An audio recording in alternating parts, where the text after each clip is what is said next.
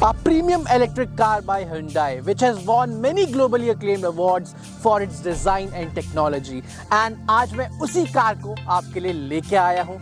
So welcome all of you to Auto Geek Group, and today I have the Hyundai Ioniq 5 with me.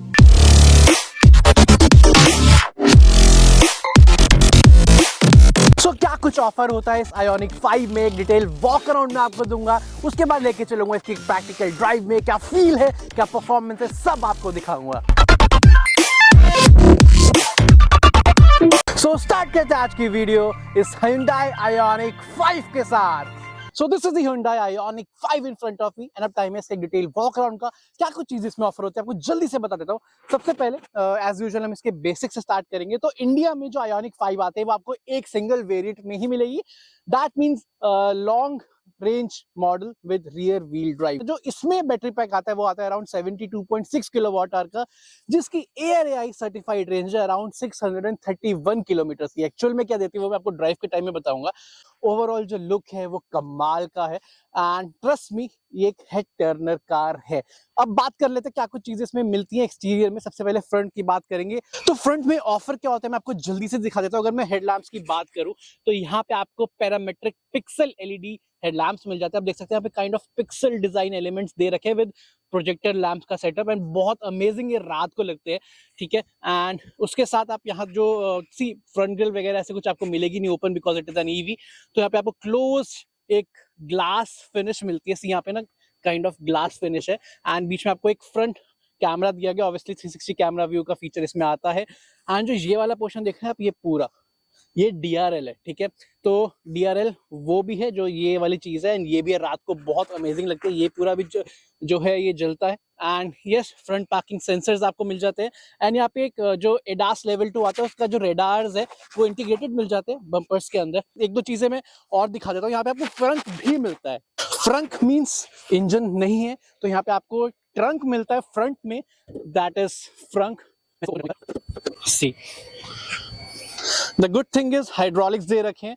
And सी यहाँ पे आपको एक EV की badging, मतलब एक केसिंग मिल जाएगी, इसमें EV लिखा हुआ है.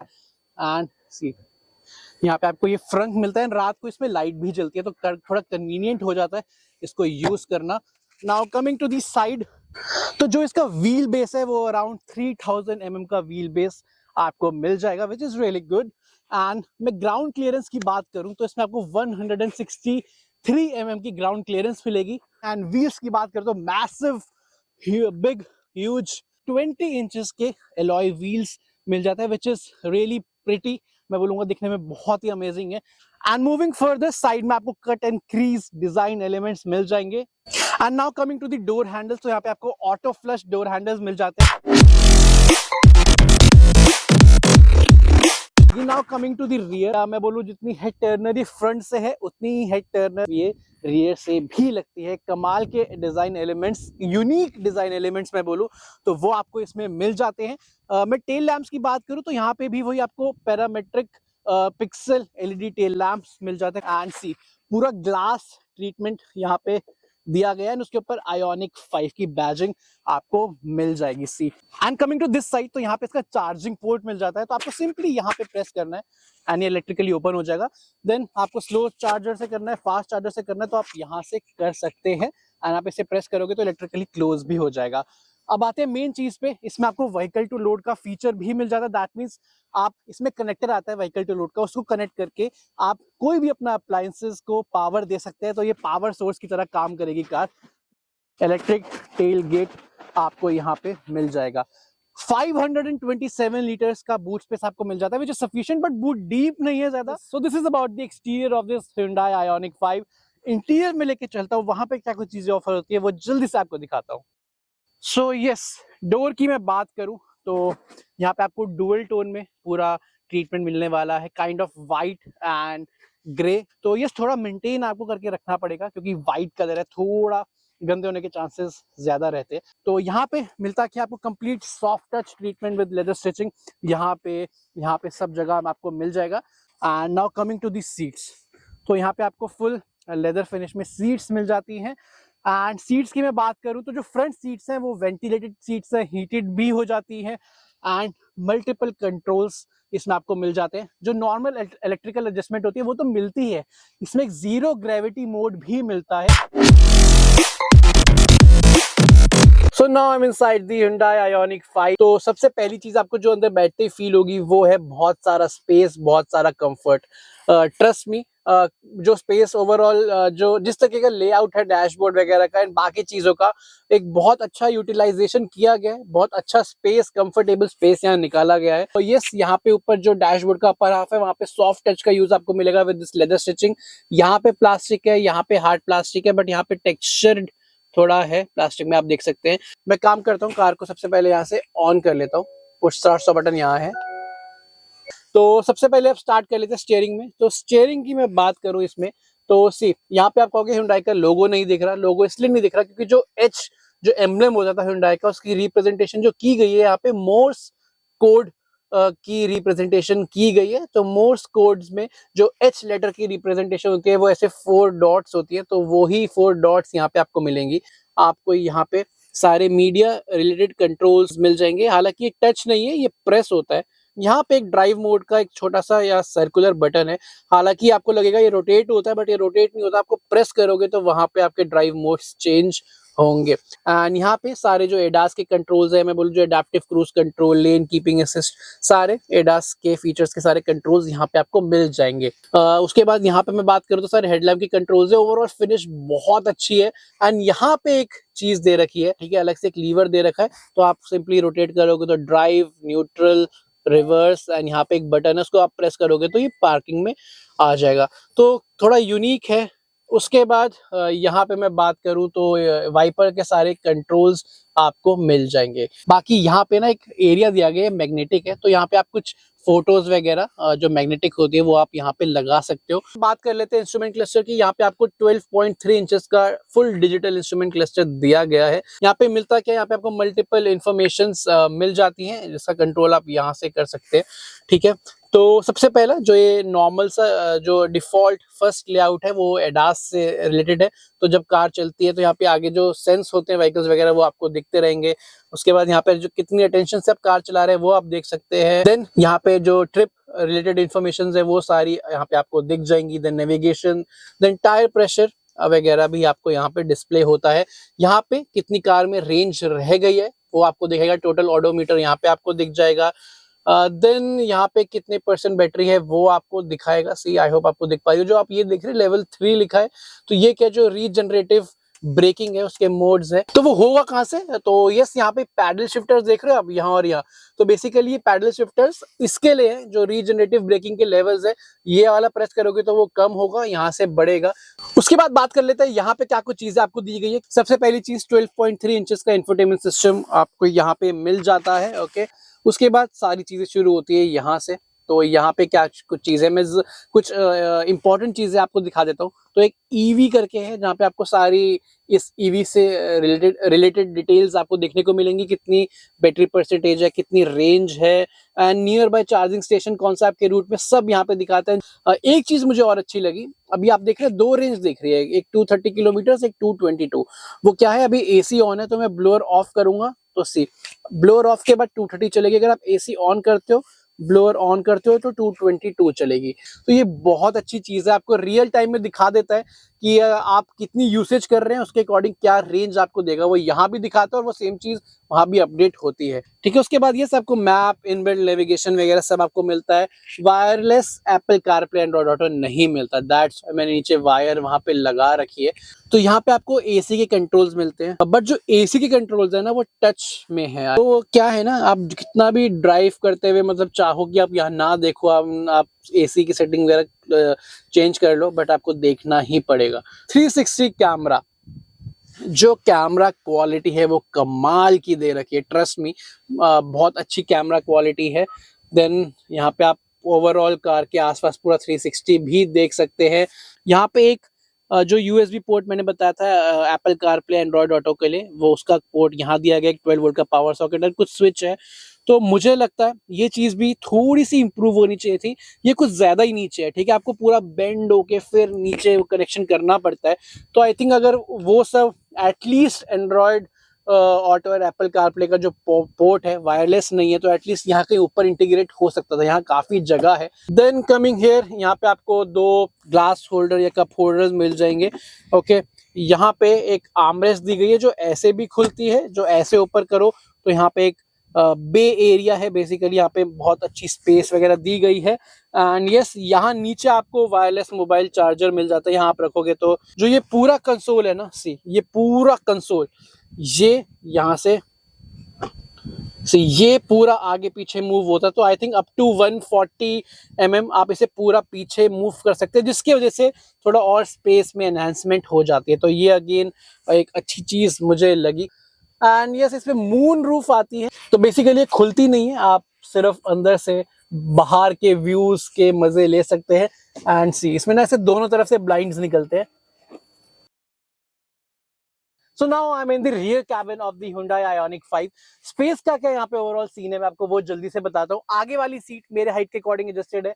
मेरी height for your reference around 5'6", 5'7" है। ओके, मुझे ample of leg room, ample of knee room यहाँ पे मिल रहा है। आप जो ये रियर सीट है आप उसे रिक्लाइन वगैरह भी कर सकते हैं। तो ये सब कुछ था स्पेस के बारे में। यहाँ पे और क्या कुछ चीजें ऑफर होती है मैं जल्दी से आपको बता देता हूँ। सबसे पहली चीज, यहाँ पे आपको कोई एसी वेंट्स यहाँ नहीं मिलेंगे। यहाँ भी पीछे 2 USB A टाइप के पोर्ट्स दिए गए हैं फॉर चार्जिंग। जो एसी वेंट्स मिलेंगे वो आपको B पिलर में यहाँ भी और यहाँ भी मिल जाएंगे। इसके अलावा कुछ और चीजें यहाँ पे दी गई हैं। ये बटन देख रहे हैं, ये बॉस मोड नहीं है। यहाँ पे 3 बटन है। जो ये 2 बटन है ना, ये है जो रियर सीट है, दैट मीन्स ये वाली और जिस पे मैं अभी बैठा हूँ ये वाली। हालांकि एक बेंच, कंप्लीट बेंच सीट ही है ये, बट स्टिल अलग अलग यहाँ पे दोनों के इंडिविजुअल कंट्रोल्स दे रखे हैं। अगर जो ये वाला है इसको आप दबाओगे तो ये वाली जो सीट है ना, ये 0 ग्रेविटी मोड में चली जाएगी। एक चीज मैं और आपको दिखा देता हूँ रियर सीट्स में, जो आपको यहाँ से मैं दिखाऊंगा इस साइड से। यहाँ पे आप देख रहे हैं, यहाँ पे ना एक पूरा 3 पिन प्लग सॉकेट है। ठीक है, तो ये अगेन जो व्हीकल टू लोड कैपेबिलिटी है, जो मैंने बाहर आपको दिखाया था कि जो बाहर आप कनेक्टर लगा के इसे ऐसा पावर सोर्स यूज कर सकते हैं, तो अंदर भी वहां पे वो 3 पिन जो सॉकेट है पूरा, तो आप अपने 3 पिन वाले अप्लायंसेस या 2 पिन वाले अप्लायंसेस भी यहाँ से पावर कर सकते हो। एंड अब टाइम है इसको ड्राइव पे लेके चलने का, आपको दिखाने का कि that how does it feel on the roads. So now I'm driving the Hyundai Ioniq 5 and अब टाइम आपको बताने का कि how does it feel on the road। So as usual सबसे पहले हम स्टार्ट करेंगे हमारे पहले सेगमेंट से, दैट इज परफॉर्मेंस। एंड सब बातें परफॉर्मेंस में मैं आपको बताऊंगा। Okay, so power and torque की बात सबसे पहले कर लेते हैं। तो जो इसकी मोटर है वो प्रोड्यूस करती है मैक्सिमम पावर अराउंड 217 bhp की, एंड जो मैक्सिमम टॉर्क आपको इसमें मिलेगा वो मिलेगा अराउंड 350 न्यूटन मीटर का। एक्सेलरेशन काफी स्मूथ है, काफी ब्रिस्क है। ओके, डेफिनेटली ये कार को आप फास्ट बोल सकते हैं। 0 से 100 अराउंड 7.6 सेकेंड्स में करती है। ओके, तो it is fast, but the thing is it is not like वो इंसेनली फास्ट नहीं है, या फिर वो वाली चीज नहीं है कि 0 से 100 4-5 सेकेंड में कर ले एंड वो सुपर फास्ट वाली फील आपको दे। Okay, but yes it is quite fast. मैं एक काम करता हूँ, एक 0 से 100 दिखाता हूँ, तो इसे मैं नॉर्मल मोड में डाल लेता हूँ एंड रीजनरेशन एकदम ऑफ कर देता हूँ। ठीक है, and traction control of and AC भी ऑफ। सो 1 2 3 स्पीड देखो,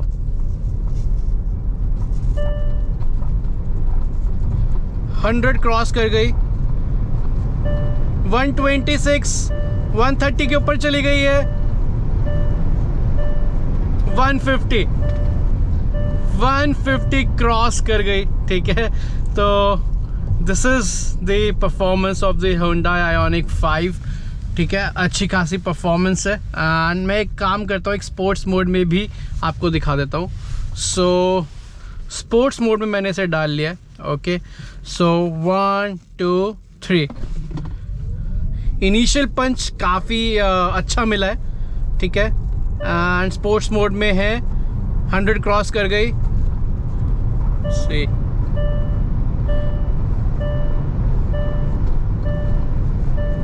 150 सो दिस इज द आयोनिक 5। तो जो इसकी पावर है, जो इसका टॉर्क है, it will be more than sufficient. चाहे आप सिटी में इसमें ड्राइव करोगे तो भी आपको मोर देन सफिशिएंट ओवरऑल परफॉर्मेंस इसकी मिलेगी, एंड चाहे आप हाईवेज पे इसे ड्राइव कर रहे होगे तब भी आपको इसकी more than sufficient overall response, overall power feel होगी।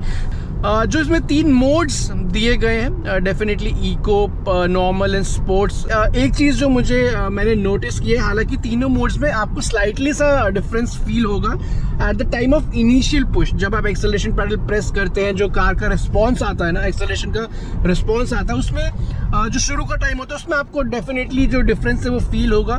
तो इसके बाद आगे चलते हैं। ट्रांसमिशन इसमें है नहीं, ओके, तो उसका कोई इशू वगैरह आपको फील डेफिनेटली नहीं होने वाला। आपको सिंपली यहाँ से डी पे डालना है, ड्राइव मोड पे डालना है, and you are ready to go, okay. And braking की मैं बात कर लेता हूँ। तो ब्रेकिंग में मुझे जो ब्रेकिंग की परफॉर्मेंस है, ब्रेकिंग पैडल को प्रेस करने का ओवरऑल रिस्पॉन्स है, मुझे सही लगा। कोई इश्यूज में फील आपको नहीं होगा। ऑब्वियसली ये एनर्जी रीजनरेशन के साथ आती है। इसमें टोटल 4 मोड्स हैं एनर्जी रीजनरेशन के, तो वो या आप पैडल शिफ्टर से उसे कम या ज़्यादा कर सकते हैं। सी अभी ये लेवल 3 पे है, तो level 3 is the like highest नहीं है। इसके बाद आप और बढ़ाओगे तो एक आई पैडल एक्टिवेट हो जाता है। आई पैडल इज़ द थिंग, आप बोल सकते हैं 1 पैडल ड्राइव वाली टेक्नोलॉजी या वो चीज़ इसमें है कि जैसे आप एक्सेलरेशन पैडल छोड़ोगे ना, कार अपने आप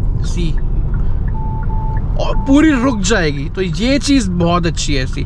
मैंने एक्सेलरेशन पैडल छोड़ा, मैंने ब्रेकिंग नहीं की, ये अपने आप रुक गई, ठीक है। तो this is the i pedal. And level then इसमें लेवल 1, 2, 3 डेफिनेटली रीजनरेशन के आते हैं, तो वो आप अपने नीड के अकॉर्डिंग सेट कर सकते हैं। लेवल 3 जो है उसमें कार एकदम रुकेगी नहीं, ठीक है, बट थोड़ी बहुत ब्रेकिंग करती है एंड वो एनर्जी रीजनरेट होके बैटरी में जाती रहती है। एंड उसके बाद मैं बात करूँ सस्पेंशन की, तो सस्पेंशन आर रियली गुड। थोड़े सॉफ्टर साइड में इसके सस्पेंशन है, ओके। तो राइड क्वालिटी एंड ओवर अगर आप ऐसे हाईवेज पे चल रहे हैं, हाई स्पीड में चल रहे हैं, तो स्टेबिलिटी बहुत अच्छी है। रोड में जो एंडुलेशंस आती हैं या थोड़े मोटे ख़राब पैचेस रोड्स में आ जाते हैं, उस पर बहुत अच्छा परफॉर्म करती है रंबल स्ट्रिप्स वगैरह पे। But yes, I will suggest कि अगर आप थोड़े गड्ढों वगैरह में से ले जा रहे हैं, ऐसी सड़कों में ले जा रहे हैं जो थोड़ी ज़्यादा ख़राब है, तो आप इसे आराम से निकालो। सस्पेंशन थोड़े सॉफ्टर साइड में, दैट इज़ वाई अगर आप ज़्यादा स्पीड से निकालोगे, ठीक है, या रफली निकालोगे, तो थोड़ी आवाज़ वगैरह सस्पेंशन की आएगी एंड वो फिर आपको मूवमेंट्स अननेसेसरी ज़्यादा फील होंगी because of the software suspension. Overall stability अच्छी है। हायर स्पीड्स में, ट्रिपल डिजिट्स में भी कमाल की स्टेबिलिटी इसमें निकल के आती है। स्टीयरिंग की performance is decent. Lower speeds में, पार्किंग स्पीड्स में वेट कंफर्टेबल फील होता है। आपको मैनूवर वगैरह करना है तो कोई हैसल फ्री नहीं होगा ओवरऑल स्टीयरिंग से, ओके। हायर स्पीड्स में जाते हैं तो आपको थोड़ा वेट फील होता है, जिसकी वजह से आप कनेक्टेड कार के साथ फील करेंगे even at the higher speeds, triple digit speeds पे भी, ओके। एंड उसकी वजह से जो हैंडलिंग वगैरह है वो आपको काफ़ी अच्छी फील होगी। आगे बात कर लेते हैं हमारे रिव्यू के नेक्स्ट सेगमेंट की, that is noise and vibrations. हालांकि ईवीज़ में उसका ज़्यादा लॉजिक बनता नहीं है, बट स्टिल मैं बात कर लेता हूँ नॉइज़ वगैरह की। जो बाहर की आवाज़ें हैं ट्रैफिक वगैरह की, तो वेल कंटेन्ड है, ऐसा कोई डिस्टर्ब आपको नहीं करेगी। रोड नॉइज़ वगैरह भी वेल कंटेन्ड है। कुछ कुछ जगहों पे रोड्स पे आपको फील हो सकती है हल्की बहुत रोड नॉइज़। एंड वाइब्रेशंस का सवाल ही नहीं उठता क्योंकि it is an EV, okay. So this is about the noise and vibrations. And उसके बाद बात कर लेते हैं हमारे रिव्यू के नेक्स्ट सेगमेंट की, that is driving comfort and convenience. So सबसे पहले बात कर लेते हैं सिटिंग कंफर्ट वगैरह की। वो बहुत अच्छा है। ड्राइवर सीट का कंफर्ट इतना अच्छा है, आप आराम से, इसमें मैं बता रहा हूँ कि 400-500 किलोमीटर भी आपको 1 गो में ड्राइव करना हो ना, आप आराम से कर पाओगे। बिल्कुल थकान, बिल्कुल आपको टायर्ड नहीं होगे। मल्टीपल एडजस्टमेंट के साथ ये आती है, तो आप अपने अकॉर्डिंग उसे सेट कर सकते हैं। उसके बाद ओवरऑल जो स्पेस वगैरह का यूटिलाइजेशन काफ़ी अच्छा है, काफ़ी स्पेशियस फील होती है। उसके बाद मैं बात करूँ विजिबिलिटी की, तो विजिबिलिटी काफ़ी अच्छी है। लार्ज विंडशील्ड आपको यहाँ मिल जाती है। बोनट आपको थोड़ा बहुत दिखता रहता है। ऑब्वियसली ये एसयूवी वाली ज़्यादा फील आपको नहीं देगी जिस तरीके की इसकी सीटिंग वगैरह है, सीट हाइट वगैरह है, ओके। मोर टूवर्ड्स आप बोल सकते हैं एक क्रॉस ओवर आपको ये ज़्यादा फील देने वाली है। साइड और वीएम से भी आपको कोई इशू फील नहीं होगा। बाकी यस, इसमें बाकी फीचर्स भी इसमें आते हैं। आपको इसमें ब्लाइंड स्पॉट मॉनिटर वगैरह मिल जाता है। सी वहाँ पे वो रेड लाइट जल रही है, साइड से कार जा रही है, तो कोई इशू फील होगा नहीं। अदरवाइज़ आपको लेन चेंज वगैरह करनी है तो जहाँ पे आप इंडिकेटर दोगे वहाँ का व्यू, कैमरा व्यू यहाँ पे आ जाएगा, which is really convenient. Okay, तो आपको विजिबिलिटी पॉइंट ऑफ व्यू से कोई इशू होने वाला है नहीं इसमें। And now coming to the reachability, तो रीचेबिलिटी एक ऐसी चीज़ है जहाँ मुझे लगता है कि कुछ चीज़ें अगर थोड़ी बेटर जगहों पे होती तो थोड़ा ज़्यादा कन्वीनियंट या वो वाली चीज़ हो जाती। जो एसी के कंट्रोल्स हैं वो टच पैनल में है, तो जब आप ड्राइव कर रहे हैं अगर आपको एसी में कुछ चेंज करना है तो डेफिनेटली आपको ध्यान या देना ही पड़ेगा। एंड यस, एक पॉइंट और, जो सीट वेंटिलेशन या जो हीटेड सीट के कंट्रोल है ना, वो कोई आपको फिजिकल बटन्स में नहीं मिलेंगे, तो आपको यहाँ पे जाके ही सेट करना पड़ेगा। एंड वो चलती हुई कार में आप वैसे भी नहीं कर सकते, कार को पहले पार्क मोड में डालना पड़ेगा तभी वो होगा। ओके, सो ये चीज़ है।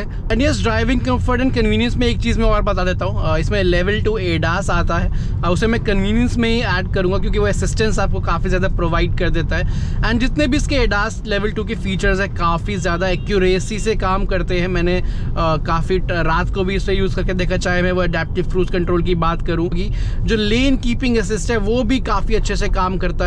इवन जो थोड़े ऐसे कर्व्स आते हैं ना, तो उसमें काफ़ी हद तक ये स्टीयरिंग खुद असिस्ट कर देता है। लेन मार्किंग्स में होनी ज़रूरी है डेफिनेटली उसमें। तो ओवरऑल ये सब कुछ था ड्राइविंग कंफर्ट एंड कन्वीनियंस के बारे में। ओके, एंड उसके बाद बात कर लेते हैं हमारे रिव्यू के नेक्स्ट सेगमेंट की, या मैं बोलूँ मेन सेगमेंट की, दैट इज़ बैटरी एफिशिएंसी, या मैं बोलूँ क्या रेंज निकल के आती है। सबसे पहली चीज़ मैं बोलना चाहूँगा, इस कार के साथ जो रेंज एंग्जाइटी वाली चीज़ होती है ना ईवीज़ में, वो काफ़ी हद तक नहीं होगी, ट्रस्ट मी। मैं आपको बता देता हूँ, जब ये कार मेरे पास आई थी हुंडई से तो ये 93% चार्ज थी। ओके, सो 93 से मैंने इसे यूज़ किया है 5% तक। ओके, तो इसके बीच में जो रेंज मुझे यहाँ मिली वो मिली अराउंड 430 किलोमीटर्स की। ठीक है, एंड ये 430 किलोमीटर्स में मैंने मेजरली, मैं ये बोलूँगा कि 90% मैंने इको मोड में ही रखा with i pedal. Okay, and जो 10% है वो मैंने मिक्स यूज़ किया है, कभी बीच में sports mode, normal mode with level 1, level 2, level 3, जो इसमें रीजनरेशन मोड्स हैं, एनर्जी रीजनरेशन मोड्स हैं। तो इसने मुझे अराउंड 430 किलोमीटर्स की रेंज दी है। कंसिडरिंग 93% पे आई थी, तो 7% आगे मैं अगर ऐड कर लूँ तो 7% पे अराउंड, जितना मैंने एनालाइज किया, तो वो 15 to 20 किलोमीटर्स एटलीस्ट चल जाती है। ओके, तो 430 प्लस टेकिंग 20 एटलीस्ट, तो अराउंड 450 किलोमीटर्स की रेंज मुझे इसमें मिली है। एंड ये वो तब मिली है जब मैंने इसे आराम से चलाया है। ठीक है, ट्रस्ट मी, मैंने इसे उतना ज़्यादा उस तरीके से नहीं चलाया कि मैं एक ईवी चला रहा हूँ, मुझे बहुत ध्यान रखना है। मैंने नॉर्मल तरीके से चलाया है, जहाँ मुझे मन किया ओवरटेक्स करने का मैंने किया है। सो this is all about the Hyundai Ioniq 5 and I hope आपको काफ़ी कुछ चीज़ें जानने को मिली हों इसके बारे में। ओके, सो अब चलते हैं मेरे कंक्लूजन की तरफ, मेरे वर्डिट की तरफ। So here we go. So this is all about the Hyundai Ioniq 5 and अब बात कर लेते हैं मेरे वर्डिट की, मेरे कंक्लूजन की। सो आते हैं मेन पॉइंट पे कि कैसी है ये Ioniq 5 एंड किसको ये लेनी चाहिए या किसको कंसिडर करनी चाहिए। सो अगर आपका बजट अंडर 50 lakhs है एंड अगर आप एक ईवी लेने की सोच रहे हैं, आपको अपने ईवी से एक ऐसा स्टैंस चाहिए, एक ऐसी रोड प्रेजेंस चाहिए कि जिसमें लोग उसको मुड़ के देखें, एक अच्छी परफॉर्मेंस, एक बहुत ही अच्छी स्पेस यूटिलाइजेशन, बहुत अच्छा comfort, premium features, premium feel, ये सब चाहिए। एंड इसके साथ साथ आपको वो रेंज एंग्जाइटी वाली चीज थोड़ी कम चाहिए, तो I think this Hyundai Ioniq can be a good option for you. अब आते हैं सेकंड पॉइंट पे कि इससे कम बजट में भी ऐसी ईवीज हैं जो एक अच्छी परफॉर्मेंस देती हैं, अच्छा उनका रोड प्रेजेंस है, फीचर्स भी है, जैसे कि MG की ZS EV या BYD Atto 3, उनमें भी आपको अच्छी परफॉर्मेंस, फीचर्स वगैरह मिल जाते हैं एंड इससे कम बजट में भी वो आती है। बट जो चीज इसमें मिलती है उनमें नहीं मिलती, वो है एक लार्जर बैटरी पैक एंड एक बहुत अच्छी रेंज। तो डेफिनेटली इसका प्राइस उनसे थोड़ा ज्यादा है, बट उसके कंपैरिजन में ये आपको अच्छे फीचर्स, अच्छा स्पेस, अच्छी रोड प्रेजेंस एंड यस एक बहुत ही अच्छी रेंज ऑफर करती है। सो ये थे मेरे ओपिनियन, मेरे रिव्यूज इस Ioniq 5 के बारे में। आई होप जितना मैंने आपको दिखाया आपको अच्छा लगा हो। आपके क्या थॉट्स हैं इस आयोनिक 5 के बारे में? Do mention in the comment section. Video पसंद आई हो तो लाइक करना, सब्सक्राइब करना चैनल को। एंड अब मैं आपसे मिलूंगा एक नेक्स्ट वीडियो में एक और एक्साइटिंग कार के साथ या एक्साइटिंग बाइक के साथ। तब तक के लिए take care and good bye.